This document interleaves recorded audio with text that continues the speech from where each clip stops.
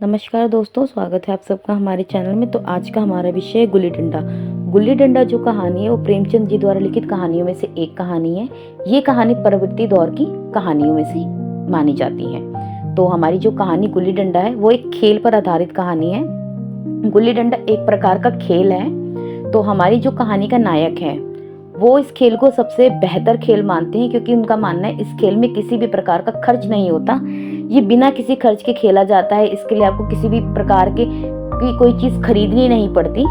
आप इसको बिना किसी खर्चे के भी खेल सकते हैं। जो हमारी कहानी के नायक हैं वो अपनी बचपन की स्मृतियों, यानी कि बचपन की जो उनकी यादें हैं उनमें से सबसे अधिक प्रिय स्मृति जिसको कह सकते हैं ना, वो गुल्ली डंडे का खेल है उनका। कि मतलब वो उसको सबसे अच्छी अपनी याद मानते हैं। नायक जब बचपन में छोटे थे, हमारी कहानी के जो नायक हैं वो बचपन में छोटे थे, तो वो अपने आसपास के दोस्तों के साथ मिलकर ना गुल्ली डंडे का खेल खेला करते थे। और ये खेल उनका सबसे प्रिय खेल माना जाता था। तो उनके साथ एक लड़का था जिसका नाम गया था। तो गया जो होता है ना, वो गुल्ली डंडे खेल का चैंपियन होता है। और गया जब तक अपनी बारी नहीं लेता वो किसी को जाने नहीं देता घर। मतलब वो कहता है कि जब तक मेरी बारी नहीं हो जाएगी कोई अपने घर नहीं जाएगा। और गया जो है वो गुल्ली डंडे का चैंपियन है। वो किसी को जीतने भी नहीं देता। वो जब भी खेलता है वो खुद ही जीतता है। तो ऐसे ही एक दिन क्या होता है, हमारे जो नायक हैं उनके पिता का तबादला हो जाता है।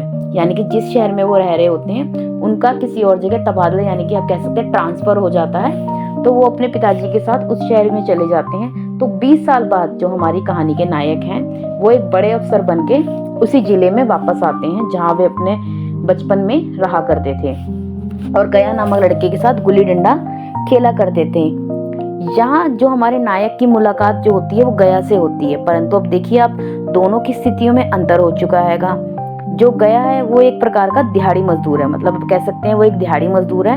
वो पूरा दिन दिहाड़ी करके, मजदूरी करके जो उसको पैसे मिलते हैं उससे वो घर चलाता है।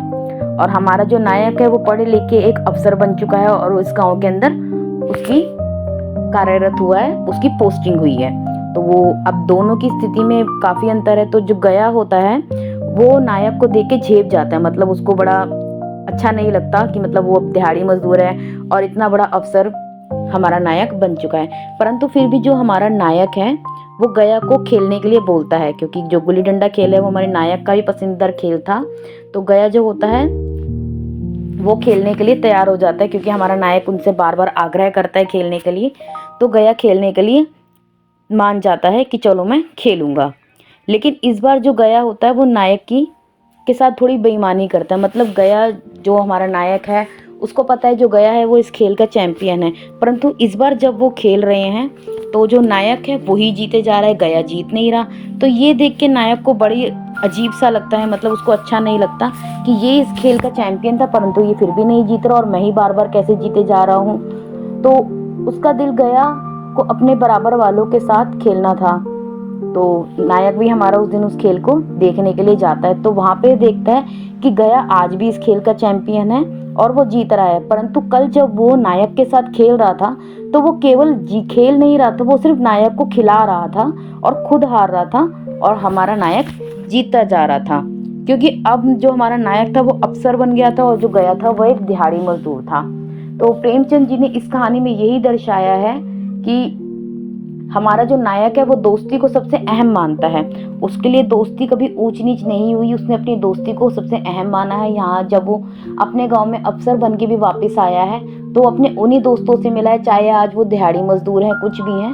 वो अपनी दोस्ती को उसने सर्वप्रथम रखा है। मतलब अपने दोस्तों को, और जो चीज वो खेलता था बचपन में, जिस गुल्ली डंडे को खेल को वो चाव से खेलता था, वो आज भी उसी चाव से उस खेल को खेल रहा है, उसको उतना ही पसंद कर रहा है और उन्हीं दोस्तों के साथ खेलना पसंद कर रहा है, चाहे आज वो उसके बराबर के भी हैं या नहीं। तो हमारा आज का टॉपिक यहीं खत्म होता है। तो कल मिलते हैं एक नए टॉपिक के साथ।